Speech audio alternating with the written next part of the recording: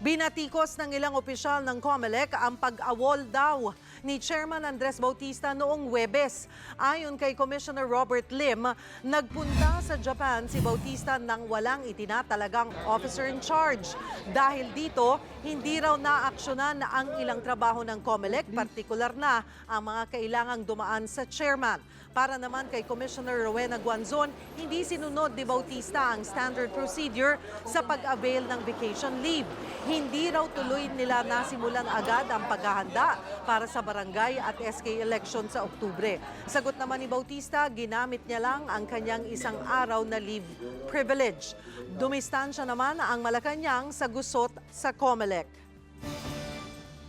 At para po pag-usapan ang mga isyong yan, kasama po natin sa linya ng telepono si COMELEC Chairman Andres Bautista. Good morning, Chairman. Thank you for joining us. Si Cheryl Cosim po.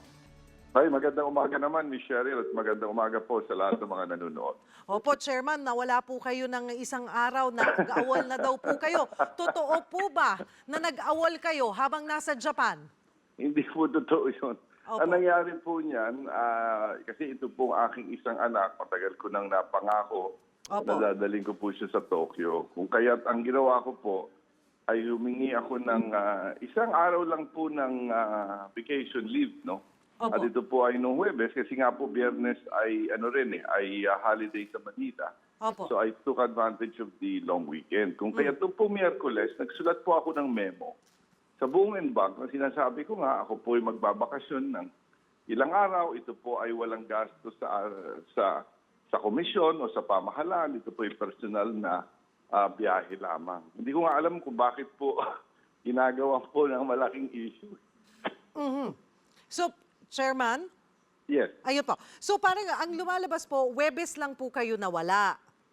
Tama po yun. At Opo. ang sinasabi nyo nga po ay ginamit nyo po ang isang privilege leave. Paano po ba ang tamang proseso at kini-question po nila ito? Well, yung nga po hindi ko din maintindihan. Kasi nga bilang pinuno po ng aming ahensya, no? Ako po ang nag-i-issue ng travel authority. Ito po ay sang-ayon sa Executive Order 459 at Executive Order 477. No? In fact, sinangguni ko po ang chairman po ng Commission on Audit, ganyan din po ang ginagawa niya. Ang ombudsman po, siya rin po ang nag-i-issue ng kanyang travel authority. Ang mahalaga po kasi is na sinasabi mo lang sa iyong mga kasamahan kung saan kayo pupunta, kung kayo man ay mawawala. No? In fact, nakakatuwa kasi nga po si Commissioner Guanzon, bago ko umalis, nagpadala po ng sulat sa aking tanggapan. Humihingi po ng travel authority para magpakasyon itong Hulyo, August o Agosto. Ako naman po sumagot kagad. Sabi ko, oo, dapat kang magbakasyon. Sabi ko, pakisabi mo lang kung anong araw at kung saan at ibibigay ko kagad yung travel authority. So, Ang isa po yata rin na kini-question kasi, ang sinasabi po nila ay wala po kasi kayong inatasang acting chair daw po bago kayo umalis. Kaya nabinbin po yung mga ilang pong dapat na natrabaho na po sana noong Lunes. nung Lunes, hindi. Ano po, nung Huwebes, sinasabi Ay, nung niyo. Huwebes, opo. Nung Huwebes Hindi naman po. po. Kasi may mga resolution na pong nakatakda kung sino po ang nagiging acting chair pag umaalis po yung chair. Yung senior commissioner po ang nagiging acting chair kaagad. In fact, hindi po ito unang beses na nangyari. Nangyari na po ito ng mga nakalipas. At yun po sinasabing tungkol sa naantala ang paghahanda sa barangay elections. Ako, hindi po totoo yan dahil po nung Martes, kami nga po ang puspusang nagtatrabaho na tungkol dyan. At in fact, ilan sa kanila ang hindi nga po sumisipot sa aming po bank meeting. Oho. Oo, kaya hindi ko nga alam po talaga kung saan po nanggagaling. Chairman, sino po itong mga hindi sumisipot? Well, hindi po sumipot si Commissioner Lim. 5 bank meeting na namin. Hindi po siya. At sabi niya, medyo daw na pagod pa daw siya dahil sa nakaraang halalan. Naintindihan ko naman po yan. Kaya naman hindi po namin siya pinipilit.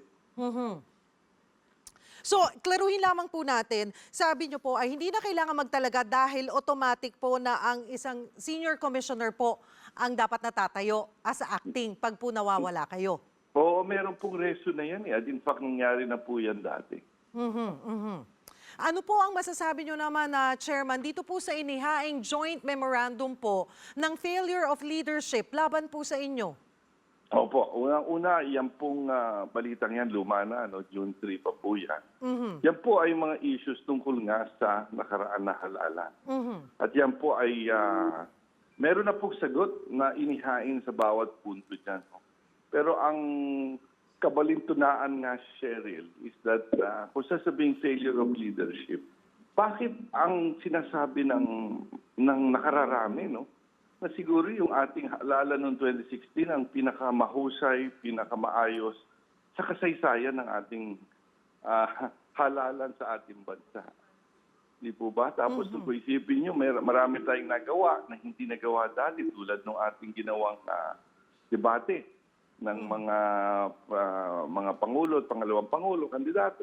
So marami po tayong nagawa eh. Kaya hindi ko nga po din alam kung again, saan po nanggaling yan. Pero ang ginawa ko naman po ay kinausap ko na po ang ilan sa kanila at nagbigay na po ako ng mga sagot doon po sa mga issue. No? For example, ito pong honoraria ng ating mga poll workers.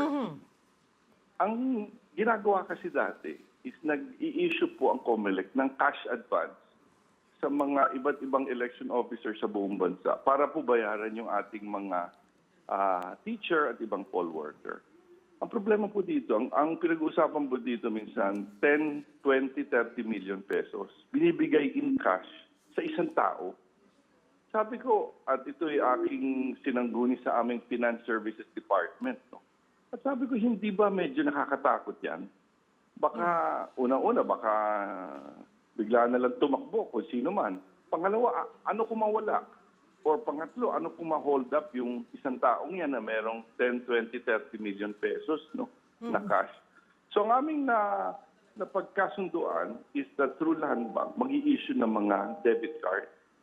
So ang ibabayad doon sa ating mga poll workers ay debit card. Oo. Ngayon, nagka-problema ng konti sa umpisa kasi yung mga debit card na in-issue ng Land Bank, hindi umandar. So kagad namin sinabi, uy, Land Bank, hindi nyo dapat gawin. Kailangan nyo ayusin yan, no?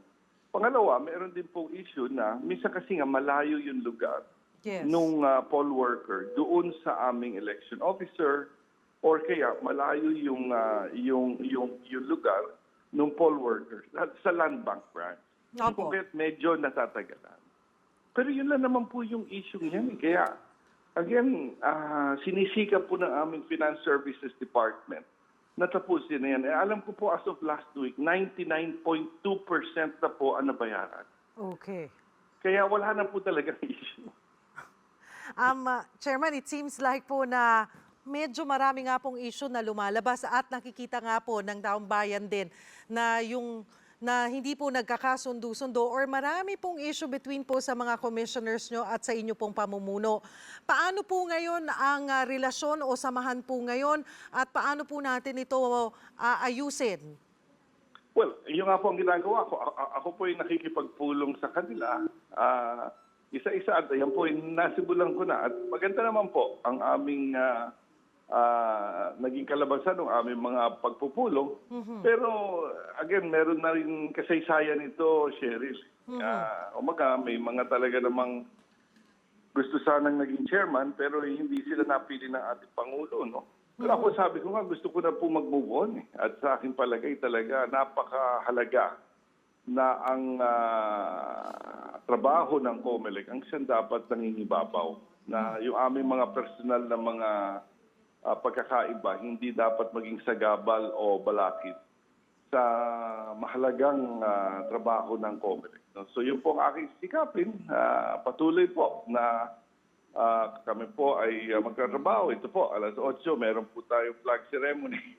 Medyo po natin yung pangungunahan. So, ang sinasabi po ba natin ay kaya po tayo nababatikos dahil ilan nga po sa mga kasama natin mismo na mga commissioner ay they wanted to be chairman. Unfortunately, kayo po ang napili. Parang ewan ko lang po. Pero siguro maganda na rin po itanong kung bakit patuloy ang yung mga issue na binabato sa akin, yan po ay mga, again, no, sa akin po palagay. Hindi naman po talaga malalaking issue. At pati po ito nga, yung pagbiyahe ng isang araw sa Japan, na privilege, ginagawa ng issue. Siguro maganda nga sana talaga nga, at ito naman po ang aking panawagan sa kanila, isipin ang kabutihan ng komisyon.